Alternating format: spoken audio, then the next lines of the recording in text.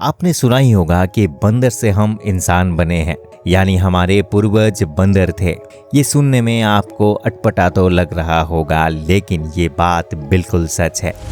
क्या आपने कभी सोचा है कि सदियों पहले जब धरती पर जीवन नहीं था तो कैसे जीवन की शुरुआत हुई होगी? वैज्ञानिकों ने अपनी रिसर्च के आधार पर ऐसे खुलासे किए हैं जो आपको चौंका देंगे। आज हम आपको इस वीडियो के माध्यम से ये पूरी प्रक्रिया समझाएंगे कि किस प्रकार धरती पर जीवन की शुरुआत हुई और कैसे बंदर से हमारे पूर्वज इंसान बने। ये वीडियो आपके लिए काफी ज्यादा इंटरेस्टिंग होने वाली है, इसलिए इस वीडियो को पूरा जरूर देखिएगा। और अगर आप हमारे चैनल पर नए हैं तो चैनल को जल्दी से सब्सक्राइब कर ले। तो बिना किसी देरी के इस वीडियो को शुरू करते हैं। करोड़ों अरबों साल पहले जब धरती पर जीवन की शुरुआत हुई थी तो उस समय सबसे पहले जीवन मानव के रूप में शुरू नहीं हुआ था। मनुष्य रूप तक पहुंचने के लिए अरबों साल का समय लगा था। आपने डायनासोर का नाम तो सुना ही होगा, तो आपको बता दें कि पहले धरती पर डायनासोर ही हुआ करते थे। अगर डायनासोर आज के समय में जीवित होते तो इंसान का नामो निशान भी धरती पर ना होता, लेकिन मौसम के कारण और कुछ अन्य कारणों से इतने ज्यादा बदलाव हुए कि डायनासोर धीरे धीरे खत्म होता गया और फिर अन्य जीवों का विकास होता गया। धरती पर जीवन का शुरुआत डायनासोर के समय से भी पहले हुई थी। कहा जाता है कि धरती पर जीवन की शुरुआत सबसे पहले पानी में हुई थी। वैज्ञानिकों ने इस पर रिसर्च की है और रिसर्च के मुताबिक समुद्र के अंदर कुछ केमिस्ट्री के कारण जब रिएक्शन हुई तो उनसे सेल्स का निर्माण हुआ। सेल्स ने धीरे धीरे खुद में परिवर्तन करना शुरू कर दिया। जैसे जैसे साल बीतते गए सेल्स पे परिवर्तन होता चला गया। इन्होंने समुद्र जीव का रूप ले लिया। उसी प्रकार जो जीव सरवाइव करने के लिए पानी के अंदर रह गए वो जलीय जीव के रूप में विकसित होता गया। लेकिन जो जीव अपने आप को पानी के अंदर नहीं डाल पाए वो जमीन पर आ गया और जमीन पर रहने वाले जीव और जानवर के रूप में उनका एवोल्यूशन होता गया।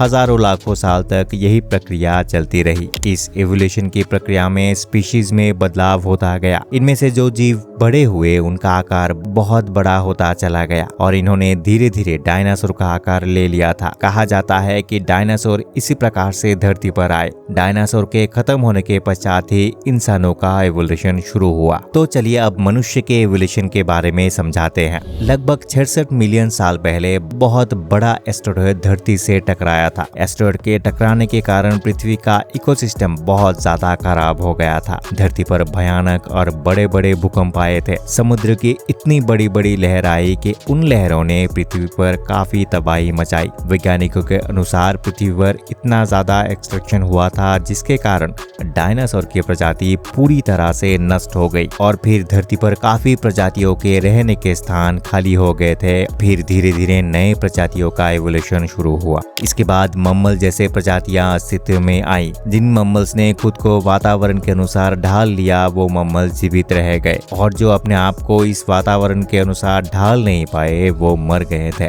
10 मिलियन सालों के बाद 3 से 5 हजार अलग अलग मम्मल्स की प्रजातियों का एवोल्यूशन हुआ, जिनमें से एक प्रीमेट्स था। प्रीमेट्स बंदर जैसे दिखने वाली प्रजाति थी। धीरे धीरे इन प्रीमेट्स में भी परिवर्तन आना शुरू हो गया था। इनके 2 ग्रुप्स बन गए, जिसमें पहला ग्रुप था स्टेप्टेराइन्स और इनकी खास बात ये थी कि इनमें सूंघने की शक्ति ज्यादा थी और दूसरी ग्रुप की प्रजाति हेप्लोराइन्स थी। हेप्लोराइन्स प्रजाति में देखने की शक्ति ज्यादा थी। कहा जाता है कि लगभग 20 मिलियन वर्ष बाद प्रोकोंसोल नाम की प्रजातियां सामने आई। इनमें खास बात ये थी कि ये देखने में तो बंदर की तरह ही थे, लेकिन इनके हरकत मनुष्य की तरह थी। इनके पूंछ नहीं होती थी और इनका वजन 100 पाउंड तक होता था। समय जैसे बदला तो इनका भी इवोल्यूशन होता गया। इसके बाद गोरिल्ला और लगभग 7 मिलियन साल बाद शिंपांजी का इवोल्यूशन हो चुका था। रिसर्च के मुताबिक शिंपांजी को मानव के सबसे नजदीकी पूर्वज माना जाता है। इनके पश्चात आर्डिफिटेकस भी अस्तित्व में आई। इनके दिमाग का साइज बहुत बड़ा था और ये पहली प्रजाति थी जो इंसानों की तरह पैरों पर चलते थे। 4000 वर्ष पहले ऑस्ट्रालोपिटेकस ऑडियोफिटेकस के साथ इवॉल्व होकर फिर से अस्तित्व में आई।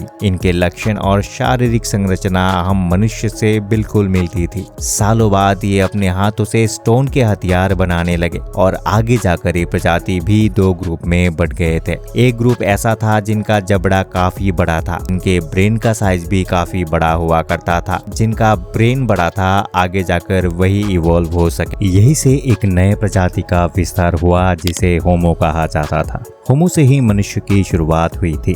इस प्रजाति के लोग औजारों का इस्तेमाल करते थे। उसके बाद होमो इरेक्टस अस्तित्व में आ गई थी। इनके टांगे काफी लंबी थी और इनके बाजू छोटी थी, जैसे हर इंसान की होती है। समय के अनुसार इस प्रजाति ने खुद में काफी बदलाव किए हैं। इस प्रजाति का ब्रेन का साइज भी पहले के मुकाबले काफी ज्यादा बड़ा था। जिस प्रकार साल बीत गए, वातावरण और शारीरिक बनावट के आधार पर अलग अलग प्रजातियों का एवोल्यूशन होता गया, जिसे आगे जाकर होमो सेपियंस प्रजाति का विकास हुआ। इस प्रजाति के लोग क्रिएटिव और इनोवेटिव थे। हथियार बनाना, शिकार करना, ये सब उनको आ गया था। दूसरे जानवरों का शिकार करके किस प्रकार खाना है ये भी सीख गए थे। आगे चलकर इन्होंने अपनी संख्याओं का विकास करना शुरू कर दिया। सिर्फ मांस खाने वाले प्रजाति धीरे धीरे सब्जी भी खाने लगे। जीने के लिए इन्हें खाने की जरूरत थी और इसके लिए ये खेती भी करने लगे। खेती ही सबसे पहला कदम था जो होमो सेपियंस ने रखा था और इसके बाद इन्होंने कभी भी पीछे मुड़कर नहीं देखा। लगातार ये प्रजाति खुद में परिवर्तन करते गए और धीरे धीरे बंदर से हम इंसान बने। इस प्रक्रिया में कुछ साल नहीं बल्कि अरबों करोड़ों साल लग गए थे। आज की इस वीडियो में बस इतना ही। वीडियो के माध्यम से हमने आपको ये जानकारी दी है कि किस प्रकार से धरती पर बंदर से मानव बनने तक का सफर पूरा हुआ था। हम उम्मीद करते हैं कि आपके लिए ये वीडियो काफी शानदार और जानकारी से भरपूर रही होगी। ऐसे ही इंटरेस्टिंग वीडियो को देखने के लिए चैनल को सब्सक्राइब करें और वीडियो को लाइक करना ना भूलें। अंत तक बने रहने के लिए आपका बहुत बहुत धन्यवाद। मिलते हैं अगले वीडियो में।